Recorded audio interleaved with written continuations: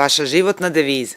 Citat Dostojevskog: kolum nije bio srećan kad je pronašao Ameriku, već kad ju je tražio. Parafrazirat ću jednu persku izreku: čovjek je rođen da radi, da trpi i da se bori za ostvarivanje svojih ciljeva. Na šta ste ponosni u svojoj karijeri? Na završetak studija na Beogradskom pravnom fakultetu kao jedini pripadnik mađarske nacionalne zajednice i na neke skupštinske govore. Imam relativnog uspeha u pridobijanju poverenja svojih sugrađana.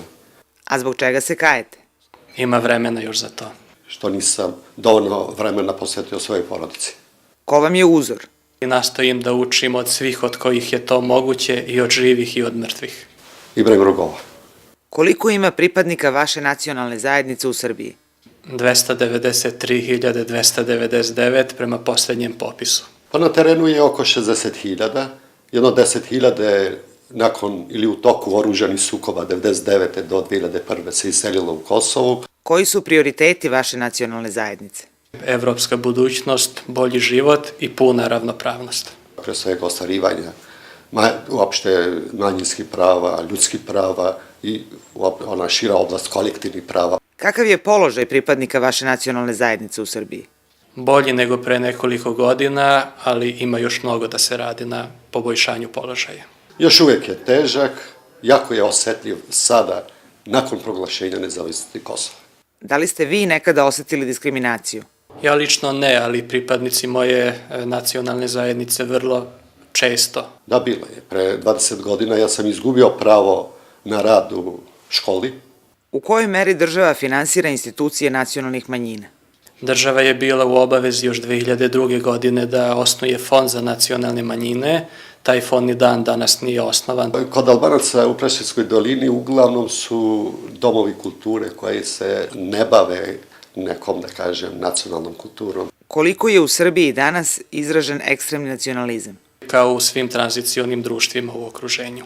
Ekstremni nacionalizam je samo sporadičan, a da je daleko teži problem sa začaurenim, zastarelim shvatanjima uređenja države i društva.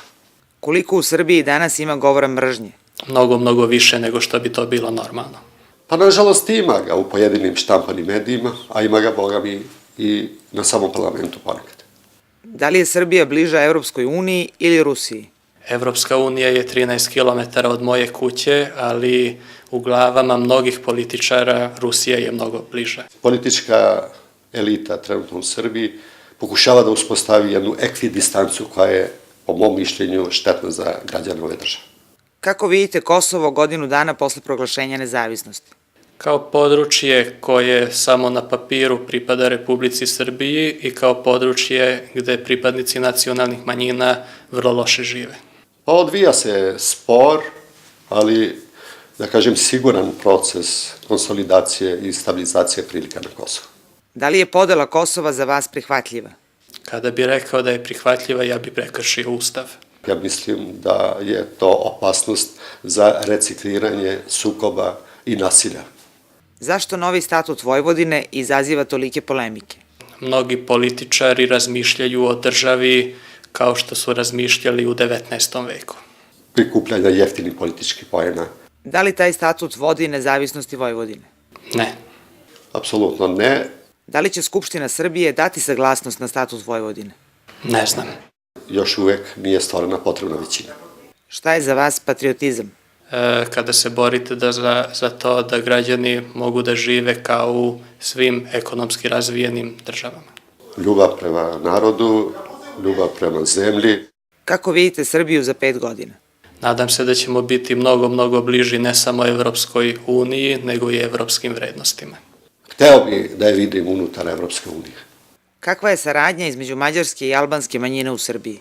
Zbog geografske udaljenosti nema mnogih kontakata, ali se te zajednice međusobno poštuju. Pa za sad uglavnom je na nivou poslaničke grupe. Šta cenite kod drugog sagovornika dvougla? Iskreno i beskompromisno borenje za interese svoje nacionalne zajednice u Skupštini. Jedna širina političkih stavova, visoka stručna spremnost, racionalnost. Šta mu zamerate? Ništa. Nisam stigao da imam neku ozbiljnu primjedbu. Šta biste mu poručili? da u meni ima iskrenog prijatelja. Da nastavi, ima sjajnu perspektivu pred sobom.